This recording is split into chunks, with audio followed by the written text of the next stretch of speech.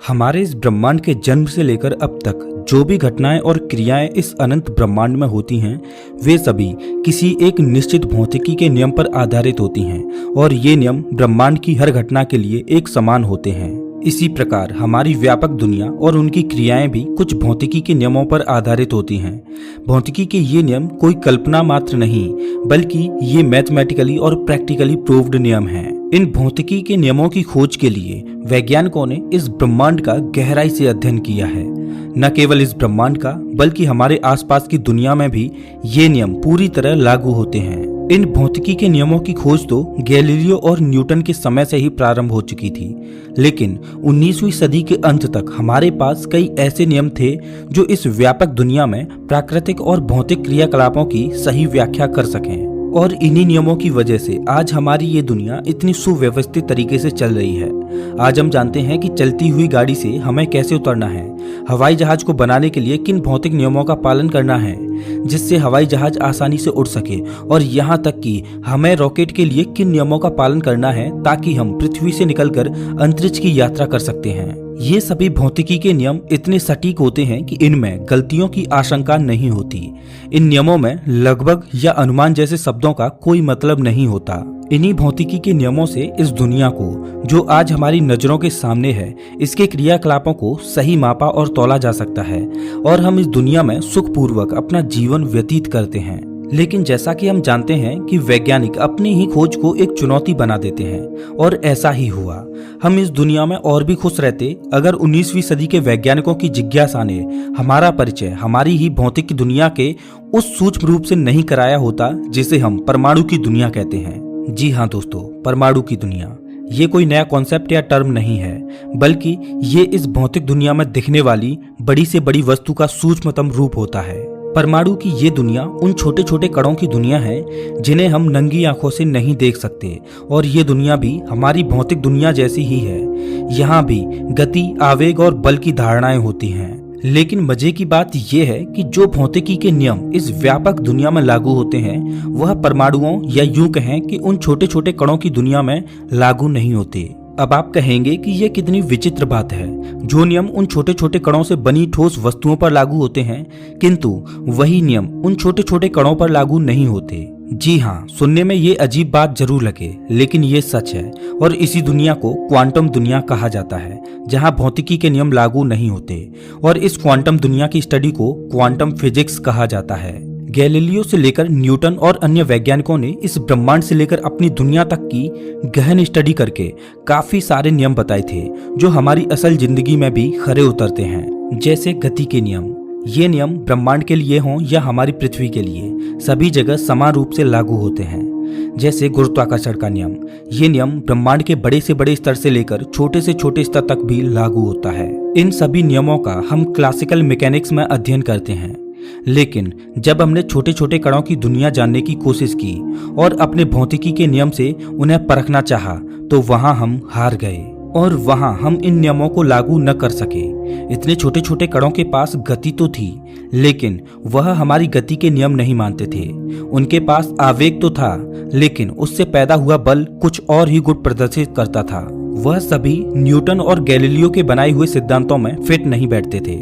Newton ने हमें यह सिखाया कि इस प्रकृति के सभी कार्यों का वर्णन एक निर्धारित गणित द्वारा किया जा सकता है, पर न्यूटन के ये सभी नियम परमाणुओं की दुनिया में गलत साबित हो गए। इसी वजह से जन्म हुआ एक नई दुनिया का, जिसे हम क्वांटम दुनिया कहते हैं। दोस्तों, आज की इस वीडियो में हम आपको क्वांटम दुनिया के बारे में ही एक छोटी सी झलक दिखाएंगे। वैसे तो हमें इस साधारण दुनिया में हर चीज नॉर्मल लगती है।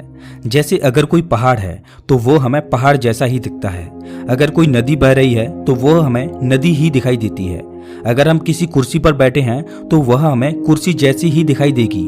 और हो भी क्यों ना, क्योंकि जो हम देखते हैं वही तो सत्य होता है। लेकिन क्वांटम दुनिया में आपके यही सारे भ्रम टूटने वाले हैं।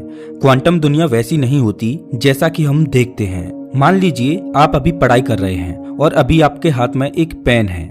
जाहिर सी बात है कि वह पेन सॉलिड रूप में आपके हाथ में होगा, लेकिन क्या हो अगर हम आपसे कहें कि जो पेन आपने अपने हाथ में पकड़ रखा है वह सॉलिड नहीं बल्कि वेव की फॉर्म में है। अब आप कहेंगे कि ऐसा कैसे हो सकता है, पेन मेरे हाथ में है और मैं इसे महसूस भी कर पा रहा हूँ, तो ये वेव की फॉर्म में कैसे हो सकता है। लेकिन ये सच है, आपकी दुनिया में नहीं बल्कि क्वांटम दुनिया में। जब आप इस पेन को माइक्रोस्कोपिक लेवल पर देखोगे तो आप पाएंगे कि यह पेन अनेक परमाणुओं से मिलकर बना है। जब आप उन परमाणुओं को भी माइक्रोस्कोपिक लेवल पर देखोगे तो आप जानेंगे कि वह परमाणु इलेक्ट्रॉन, प्रोटॉन, न्यूट्रॉन से बने हैं। लेकिन जब आप उन इलेक्ट्रॉन, प्रोटॉन और न्यूट्रॉन को भी माइक्रोस्कोपिक लेवल पर देखोगे तब आप ये जानोगे कि ये सभी क्वार्क से बने हैं। और जब आप उसे भी सूक्ष्म लेवल पर देखोगे वहां आपको वेव्स नजर आएंगे जिन्हें एनर्जी कहते हैं। और यही उस पेन का क्वांटम लेवल है जहां आपके और हमारे कोई नियम लागू नहीं होते। कुल मिलाकर हम ये कह सकते हैं कि अति सूक्ष्म रूप से इस दुनिया में कुछ भी सॉलिड नहीं है और इन सब की व्याख्या क्वांटम मैकेनिक्स में की गई है, जिसके बारे में आज हम विस्तार से जानेंगे। Wave particle duality. Physical duality quantum physics की वह अवधारणा है जो हमें बताती है कि कोई भी एटम एक ही समय में एक फॉर्म में नहीं होता, बल्कि वह एक से अधिक रूप में होता है। हमारी इस नॉर्मल सी दुनिया में हम जो भी चीज देखते हैं वह उसी रूप में देखते हैं जिस रूप में हमें वह दिखाई देती है। जैसे मान लीजिए अगर कोई पेड़ है तो वो पेड़ ही है, वह हमें किसी और रूप में नजर नहीं आएगा। अगर कोई पत्थर है तो वो पत्थर ही है, वह हमें किसी और रूप में नजर नहीं आएगा। लेकिन क्या हो अगर हम आपसे कहें कि एक पेड़ भी है और वह पत्थर भी है। एक ही समय में पेड़ दो रूपों में मौजूद होता है, वह पेड़ के रूप में भी होता है और पत्थर के रूप में भी। लेकिन यहाँ गौर करने वाली बात यह है कि ये दोनों घटनाएं एक ही समय में होती हैं। मान लीजिए कि आप अभी कॉफी पीते पीते हमारी ये वीडियो देख रहे हैं और हम आपसे कहें कि जो कॉफी आप अभी पी रहे हैं वह कॉफी नहीं बल्कि एक पिज्जा है, तो आप कहेंगे कि ये भला पिज्जा कैसे हो सकता है। इसे ही फिजिकल डुअलिटी यानी वेव पार्टिकल डुअलिटी कहा जाता है। इसे वैज्ञानिकों ने कुछ इस तरह बताया कि यदि कोई इलेक्ट्रॉन है तो वह केवल पार्टिकल या सॉलिड फॉर्म में नहीं होगा, बल्कि वह वेव की फॉर्म में भी होता है। कहने का मतलब ये है कि एक ही समय में वह इलेक्ट्रॉन वेव फॉर्म में भी होगा और पार्टिकल फॉर्म में भी होगा। अब आप कहेंगे कि ऐसा कैसे हो सकता है। जी हाँ, बिल्कुल हो सकता है। यही तो क्वांटम वर्ल्ड है जिसे आज तक पूरी तरह वैज्ञानिक भी नहीं समझ पाए हैं। वैसे तो हमारी इस नॉर्मल सी दुनिया में ऐसा नहीं होता कि कोई पेड़ अचानक पत्थर के रूप में दिखने लगे, कोई कॉफी अचानक ही पिज्जा बन जाए, पर क्वांटम वर्ल्ड में ऐसा होता है। इस ब्रह्मांड में जो भी सूक्ष्म पार्टिकल्स हैं वे सभी एक ही समय में वेव्स और पार्टिकल्स दोनों फॉर्म में होते हैं।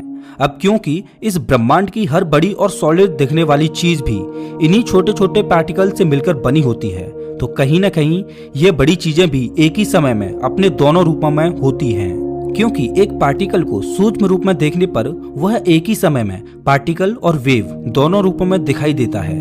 इसका मतलब कि आप अभी कहीं पर भी अपने मोबाइल पर ये वीडियो देख रहे हैं तो आप भी दो फॉर्म में होंगे, एक तो वो जो आप अभी हो और दूसरी आपकी वेव फॉर्म जो इसी समय कहीं और मौजूद होगी, और आप इसी समय किसी और रूप में भी जरूर होंगे।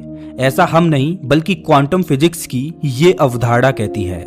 अब आप कहेंगे कि कोई पार्टिकल एक ही समय में पार्टिकल और वेव कैसे हो सकता है, वो एक साथ विजिबल और इनविजिबल कैसे हो सकता है, वो पार्टिकल एक ही समय में सॉलिड और नॉन सॉलिड कैसे हो सकता है। ये कैसे होता है, इस बात का जवाब आपको इसकी अगली अवधारणा में पता चलेगा। जैसा कि आप पौराणिक धार्मिक कथाओं में सुनते हैं कि श्री कृष्ण या श्री राम एक ही समय में दो अलग अलग जगहों पर भी दिखाई देते थे। ये सब क्वांटम डुअलिटी के कारण ही संभव हो पाता है। ये केवल एक रिसर्च थ्योरी है। ये उन वैज्ञानिकों द्वारा दी गई थ्योरी है जो साइंस को पूर्व समय से जोड़कर देखते हैं। तो दोस्तों, अब मैं आपसे कहूं कि आपके हाथ में जो मोबाइल फोन है जिस पर आप अभी इस वीडियो को देख रहे हैं वो सॉलिड तो है ही, यानी कि उसकी कोई परफेक्ट शेप तो है ही, साथ ही वह वेव फॉर्म में भी है जिसकी कोई परफेक्ट शेप नहीं है। मतलब ये कि वो फोन के साथ साथ कुछ और भी है जो आपके देखने पर निर्भर करेगा। शायद इसीलिए ये कहा जाता है कि हम जैसा सोचते हैं वैसा ही होता है, या इस संसार को हम जैसे देखते हैं वो हमें वैसा ही दिखाई देता है, जो कि अब क्वांटम वर्ल्ड में भी सच होता दिखाई देता है। Double slit experiment. ये दुनिया जितनी आसान हमें दिखाई देती है असल में ये उतनी आसान है नहीं। अब आप सोच रहे होंगे कि मैं ऐसा क्यों कह रहा हूँ। दरअसल ये मैं नहीं बल्कि वैज्ञानिक कहते हैं कि ये दुनिया बिल्कुल वैसी नहीं है जैसी हमें दिखाई देती है, बल्कि ये उससे भी अलग है। अगर आसान भाषा में कहें तो ये दुनिया ऑब्जर्वर के देखने के हिसाब से चलती है, यानी कि जैसा ऑब्जर्वर इसे देखना चाहता है ये वैसी ही दिखाई देती है। अब चलिए इसे ऐसे समझते हैं। मान लीजिए आप एक कॉलेज में पढ़ते हैं, तो वो कॉलेज तब तक कॉलेज रहता है जब तक आप उसमें पढ़ रहे होते हैं, लेकिन जैसे आप छुट्टी के बाद घर चले आते हैं तब उस कॉलेज का कोई अस्तित्व नहीं रहता। और ऐसा केवल आपके साथ नहीं होता बल्कि ये हर एक व्यक्ति पर अप्लाई होता है, क्योंकि आपने एक कॉलेज देखना चाहा इसलिए वो कॉलेज दिखा। जब आप किसी शॉपिंग मॉल या किसी कार को देखते हैं तो वो आपको शॉपिंग मॉल और कार दिखाई देती हैं, लेकिन आपके देखने से पहले और आपके देखने के बाद उनका कोई अस्तित्व नहीं होता, या फिर वो किसी और ही रूप में होते हैं। ये बात किसी साइंस फिक्शनल मूवी से कम नहीं है, लेकिन ये कोई मूवी नहीं है बल्कि ये सच है।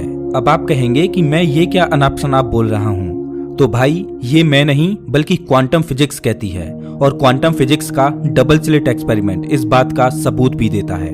ये एक्सपेरिमेंट कहता है कि जब आप इस दुनिया को ऑब्जर्व कर रहे होते हैं तब ये अलग तरह से काम करती है।